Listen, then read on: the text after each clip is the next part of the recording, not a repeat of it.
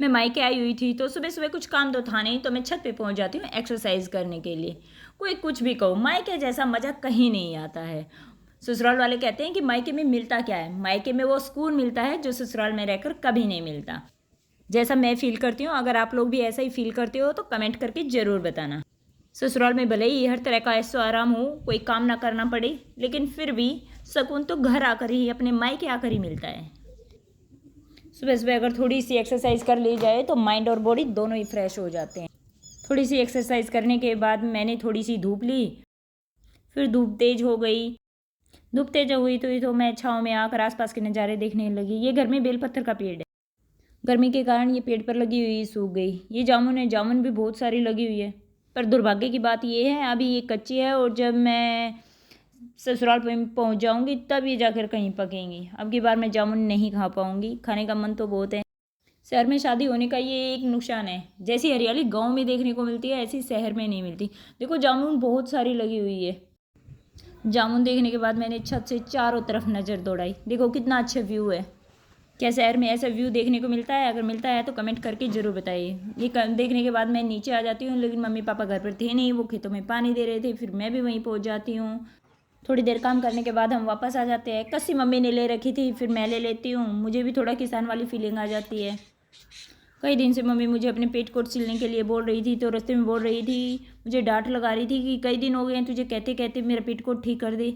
आते ही मैं मशीन पे बैठ जाती हूँ, सबसे पहले मैं मम्मी के पेटीकोट ठीक करती हूँ, नहीं तो मम्मी मुझे दोबारा डांट लगा देगी। इसी डर से मैं आते ही बैठ जाती हूँ सिलाई पे और जल्दी जल्दी मैं मम्मी के पेटीकोट ठीक करती हूँ। ये यहाँ पर ये साड़ी के नीचे नहीं पहने जाते, ये एक दुपट्टा होता है, दुपट्टे के नीचे डाले जाते हैं। फिर मैं इसे अपने लगा के देखती हूँ तो ये बिल्कुल परफेक्ट बन जाता है। मम्मी के 2 पेटीकोट थे जो कि लंबाई में ज़्यादा थे, मैंने उनको कट करके दोनों को ठीक कर दिया। ये भी मैं लगा के देखती हूँ। और तब भतीजी कहती है, हाँ बुआ जी आपको भी अच्छे लग रहे हैं, पहना करो। मैंने कहा ना बाबा ना, मुझे अच्छे नहीं लगते।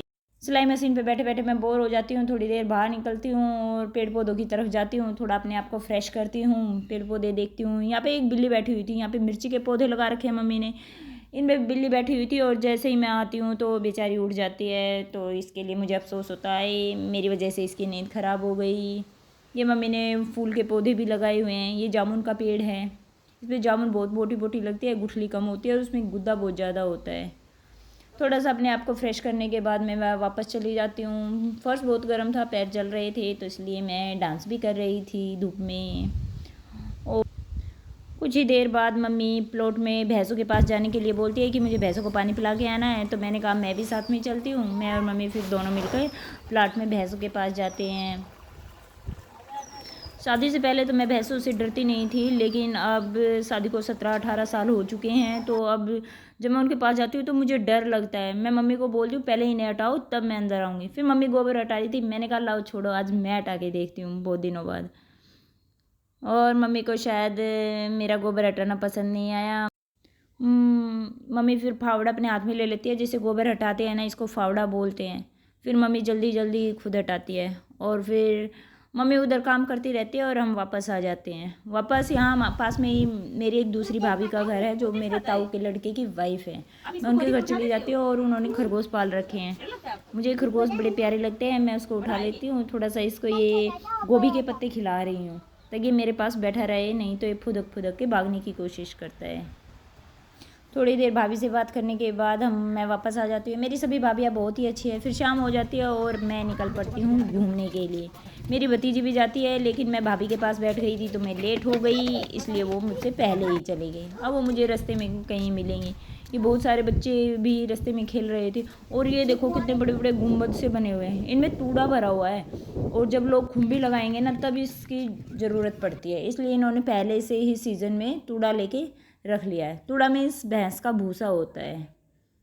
और अब हम घूमते घूमते पहुंच गए हैं खेतों में। ये हमारे घर के आसपास में सभी खेत हैं, ये बच्चे भी घूमने के लिए ही जा रहे हैं। हवा चली हुई थी, बहुत ही अच्छा लग रहा था। ये मेरी भतीजियाँ उसकी फ्रेंड है, इसलिए मैं सीधी निकल जाती हूँ। बच्चों की आपस की बातें, इसलिए मैं उनके पास खड़ी नहीं होती और घूम फिर कर मैं घर वापस आ जाती हूँ।